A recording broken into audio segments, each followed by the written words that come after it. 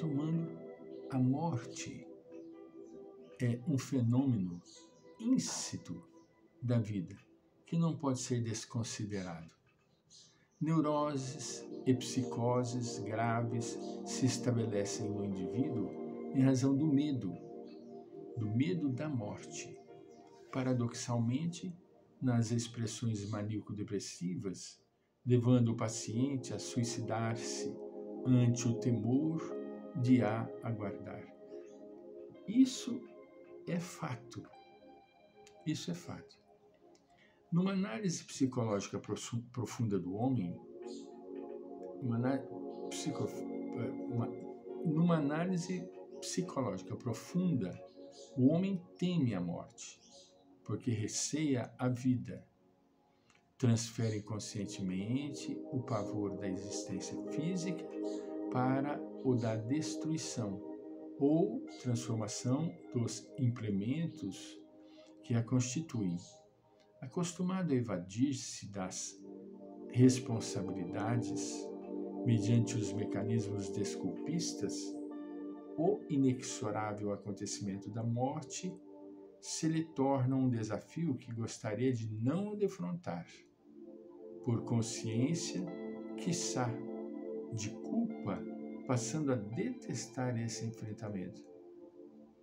Para fugir, mergulha na embriaguez dos sentidos consumidores e das emoções perturbadoras, abreviando o tempo pelo desgaste das energias mantenedoras do corpo físico. Infelizmente, muitas pessoas, elas acabam desenvolvendo vício pelo álcool, vício pelas drogas, como mecanismo de fuga. Porque eles imaginam que no momento em que eles se encontram envolvidos pelo efeito do alcoólico ou pelo efeito das drogas, as coisas acabam. Mas o efeito passa. O efeito passa e vem à tona a consciência, o estado de desespero ao saber que nada passou, que continua ainda aquela sensação de pânico, né? O homem, acreditando-se previdente e ambicioso, aplica o tempo na preparação do futuro e na preservação do presente.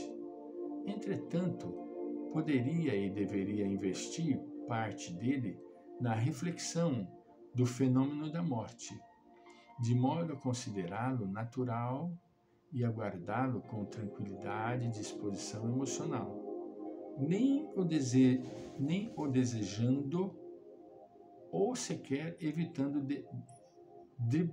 driblá-lo, nem evitar o pensamento, nem driblar o pensamento.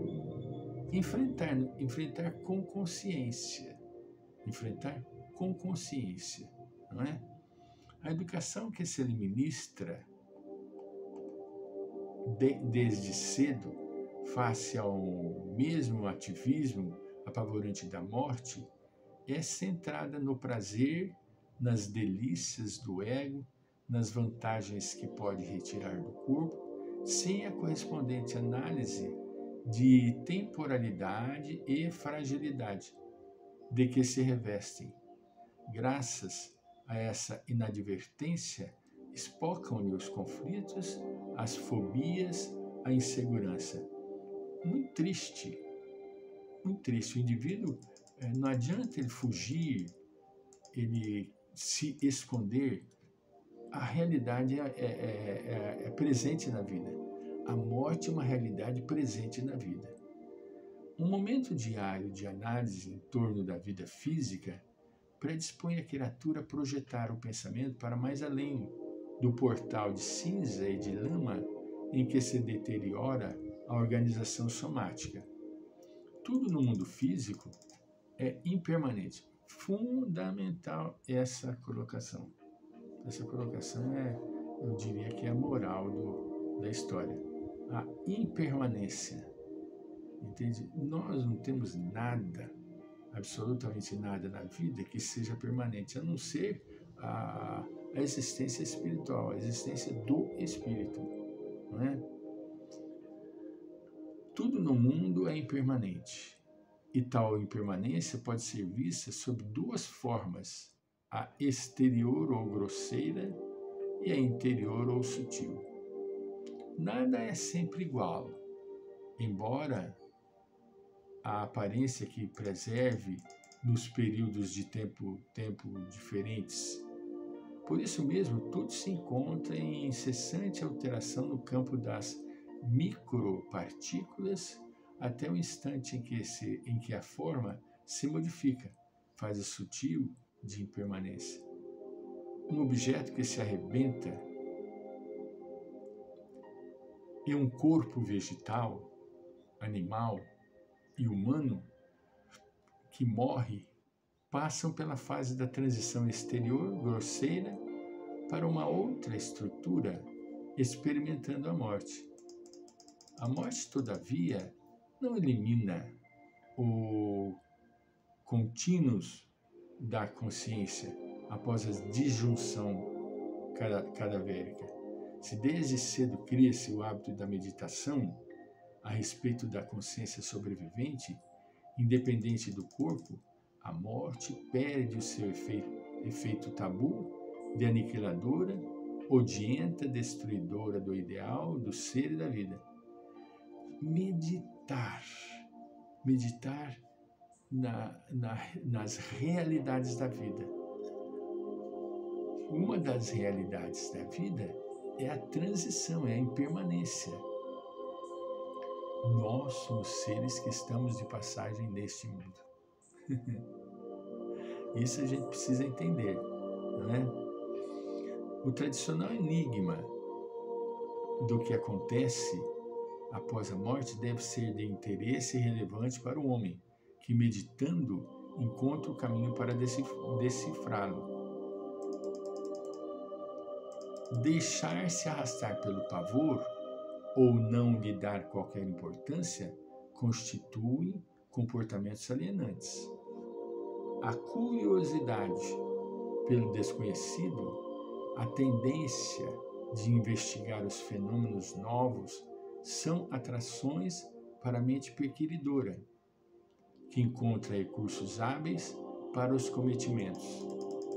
A intuição da vida, o instinto de preservação da existência, as experiências psíquicas do passado e parapsicológicas do presente atestam que a morte é um veículo de transferência do ser energético pensante de uma fase ou estágio vibratório para outro, sem expressiva alteração estrutural da sua psicologia.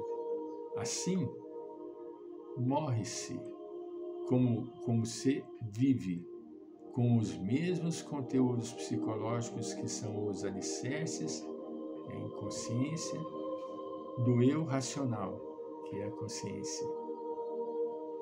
Nessa panorâmica da vida, no corpo e da morte do corpo, resulta um fator decisivo no comportamento humano, o apego à matéria, com as consequentes emoções perturbadoras e extratos do comportamento contaminados, jacentes na personalidade.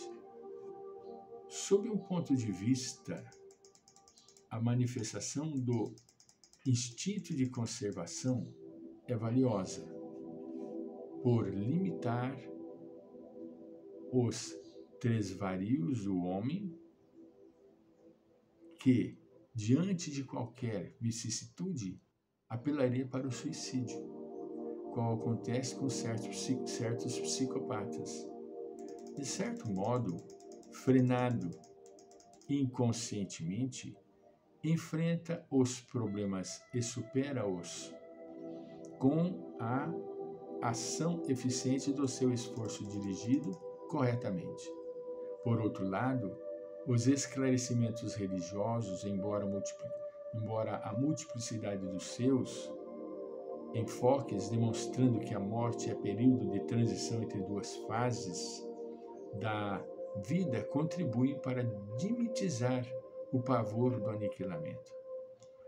Definitivamente, as experiências psíquicas, parapsicológicas e mediúnicas, provocadas ou naturais, têm trazido importante contribuição para equacionar o problema da morte, dando sentido à existência.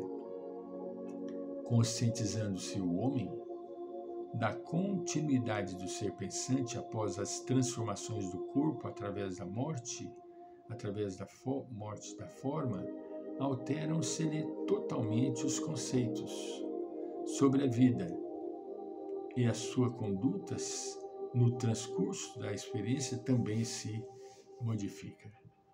De qualquer forma, reservar espaços mentais para o desapego das coisas, das pessoas e das posições, analisando a inevitabilidade da morte que obriga o indivíduo a tudo deixar, é uma terapia saudável e necessária para o trânsito feliz pelo mundo objetivo. Não podemos, de forma alguma, questionar estes conceitos. Precisamos entender a necessidade. Nós não vamos ficar pensando 24 horas do dia em torno da morte, mas nós precisamos aprender a meditar em torno da morte e da transitoriedade da vida, da impermanência. Voltaremos.